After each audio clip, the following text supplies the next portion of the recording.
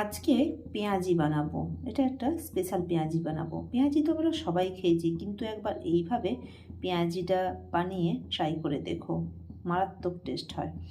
এর জন্য কুচনো পেঁয়াজ দিয়েছি, কুচনো লঙ্কা দিয়েছি, এতে বেসন, নুন, হলুদ, কাশ্মীরি লঙ্কার গুঁড়ো, কালো জিরে, একটু খাবার সোডা, আর আছে এই মসুর ডাল, ভেজানো মসুর ডাল। এগুলো এবারে ভালো করে মেখে নেবো সব। এর সাথে অল্প গরম তেল দিয়ে মিশিয়ে নিয়েছি। তারপরে এদিকে কড়াইয়ে সর্ষের তেল গরম করে দিয়ে দিয়েছি। এরপরে এগুলো বড়ার আকারে দিয়ে দিয়েছি। এবারে এগুলো কম আঁচে উল্টে পাল্টে লাল করে ভেজে নিতে হবে। দু পিঠটা লাল করে ভাজা হয়ে গেছে। এবারে এগুলো ছান্তার সাহায্যে উঠিয়ে নিচ্ছি। ভিডিওটা দেখার জন্য ধন্যবাদ।